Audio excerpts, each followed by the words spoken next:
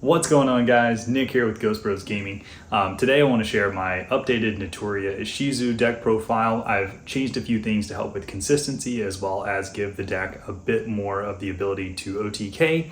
And I'll also be showing some budget options. But before I get into it, make sure you like and subscribe the video so we can bring you more great content. Let's do it. Ghost Bros Gaming.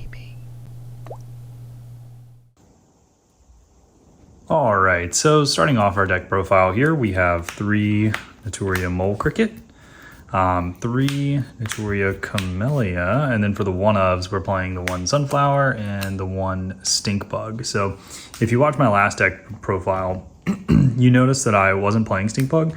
I have since added it just because it's really good to keep your resources. Even if you can just keep a Camellia on field, you can make a rank 4 next turn. It's just really nice because a lot of times they'll just go into battle to try and take care of the Sunflower, and you can bring out Stink Bug and keep your Naturia engine going. So I really like it. It does brick sometimes, but we have cards that help with that. So for the Vernisylph engine, I'm playing the 3 Mistling Seedlings and the 1 Flourishing Hills. So I've experimenting with cutting the Flourishing Hills, but the problem is that sometimes you just want to keep going with Vernisylphs to keep bringing stuff out of your grave instead of getting one of the Ishizu cards. And so having another level 4 you can search means that, or another target to search off of this is really nice so that you can get another special summon, and she's a level 4. So like, let's say you draw this at a minimum, you can get this out of your hand, get a search, and get another level 4 on the board that you can make a rank 4 with. So for the Ishizu stuff, I play 3 copies of each Shuffler. I play 3 copies of Kelbeck, and then the 1 copy of the Yugioh. You could play more Yugioh if you want. The problem is that Yugioh is kind of a brick, whereas Kelbeck is at least a hand trap.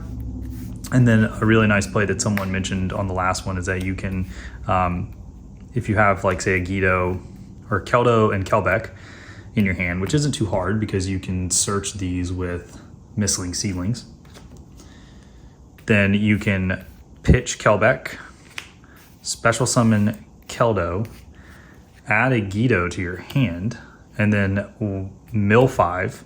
So you'll mill 5, and then you can trigger a Yugioh's effect to special summon and special summon another one. So you get 3 level 4s on board if you draw Keldo and Kelbeck. All right, so that's my Ishizu package. For the generic Earth support, we're playing 2 copies of Fenrir. This is a optional. I'm going to provide a couple budget options, so if you don't have access to Fenrir, feel free to just replace these. Now, it won't be as good to a degree because Fenrir is good going first too, because it adds 1 to your hand so that you can discard it with a Vernisylph. But these are good budget options to play as well. So that's it for the Earth monsters. For the the meta hate, I went with full Bestials, a full complement of Bestials. The 1 Serenir, because it's just another name.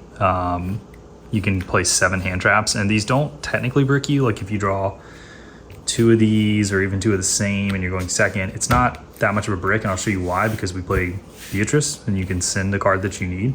But these are great for the meta right now. I would definitely play these. If you can't afford them, so you need like a budget option for these, feel free to max out on DD Crows and Ghost Bells. And then this isn't that expensive. So you could theoretically get to the same numbers with these. You could play 3, 3, 1, or 3, 3, 1 or something like that. So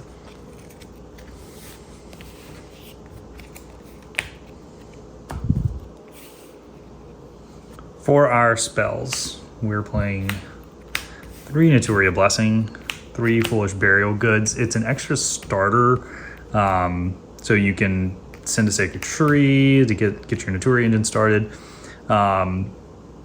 And this deck does hurt for consistency sometimes, so it's nice to have that additional one. And it's also an extender because you can always just add Blessing and just keep bringing stuff back. I'm playing the Double or Nothing for the Utopia double play, which pairs really nicely with the next 3 cards, which are Forbidden Droplet. If you can't afford Forbidden Droplet, just replace these with Imperms. The Imperms works really nicely, but Droplet is really great in this deck, especially with Double or Nothing, because you can pitch your Naturia Sacred Tree Trap or one of your Naturias or Ishizu cards, and then you also make their monsters half attack. And so if you can just get a rank 4 on board, you've half their attack. Anything with 4K or less can be OTK'd on. So even if you don't have this, if they leave an elf on the field for some reason, right? Like they leave an elf up, elf only has 1400 attack, you can make a Utopia that has 10k attack and just win the game. So I've used this a lot at locals to win games, and it's really nice in this deck because the deck kind of hurts for damage sometimes. Can't end games, so I found that really nice. For the traps, we've just got the 3 Sacred Tree, the 1 Gravekeeper's Trap. Gravekeeper's Trap, while not played in tier, is great in this deck because these get procced when they go to the grave.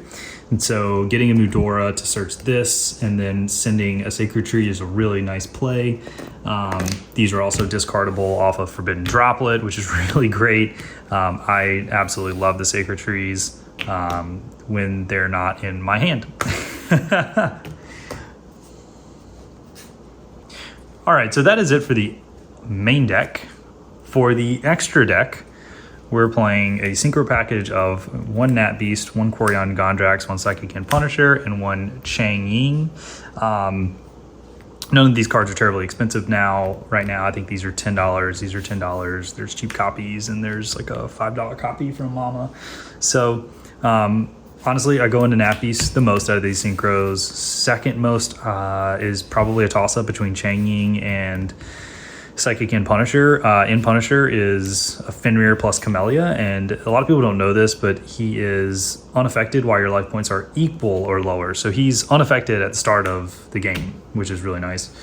You can quick sync into him sometimes. Like I've used Fenrir's effect, banish a monster, and then they're like, okay, well then I'll activate, Regeki or something to clear the board, and it's just like, okay, well, sync into Psychic and Punisher, and he's at least a 3500 unaffected. Chang Ying is great because your shufflers will trigger him.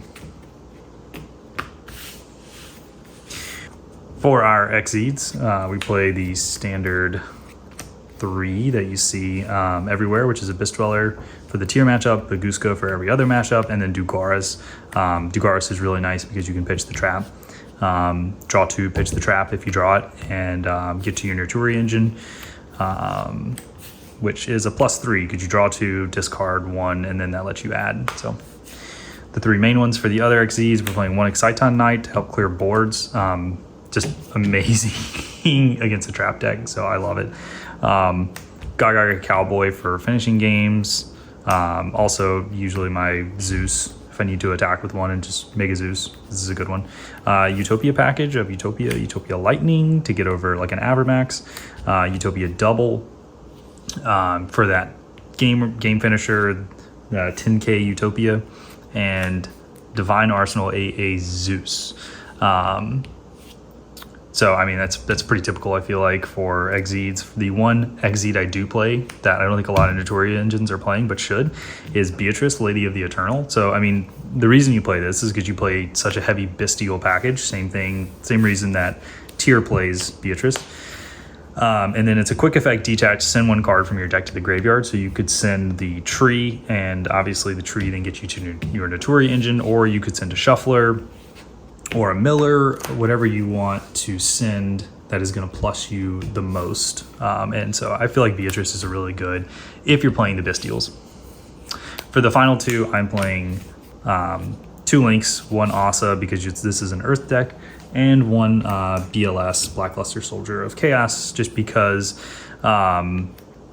this is really tough for Tier to out. So I don't know if if anyone knows what this does, but if it's made with a level 7 or higher monster, it can actually, it cannot be targeted or destroyed by card effects. And then when you attack and destroy a monster with this card, you can choose one of the effects. You can have it gain 1500 attack, have it make a second attack in the next battle phase, or banish one card on the field. That's non-targeting. So if you make him have a 1500 attack, the only way I've seen people get over this in my locals is either by Zeus, because I put a monster on board other than this, or by going into Wallow, which has their monsters gain 100 attack for every card in my graveyard. So you can just keep pumping this dude up, and you know, he's just so good.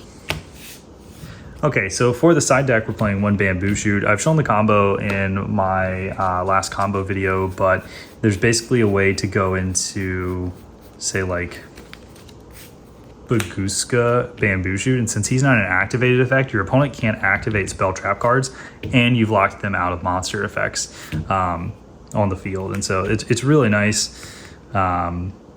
It's really tough to out because most outs that people are maining are not monster related. Their outs are spell trap focused, like evenly matched. You can't lightning storm, you can't Regeki, like you can't do anything. So that's why this is such a good lock. For the other side deck cards, 3 Twister. The discard is really nice in this deck. Discard Ishizu, plus off of it. Discard Sacred Tree, plus off of it. And then destroy 2 that your opponent has. So discarding really good in this deck. The Cyframe Gamma Gear package, or since this is Italian, the Sai Strutra Gamma package. This is basically for D-Shifter, because D-Shifter hurts this deck pretty badly unless you draw, say, like a Mole Cricket and can just use its effect to special summon 2 Camellia onto the field and make a rank 4. It really hurts the deck a lot to be under D-Shifter. So this is for D-Shifter mainly, and then also Floanderies, because if you just hit their first normal summon, a lot of times that is pass. 3 Infinite Impermanence. This is really just tier hate.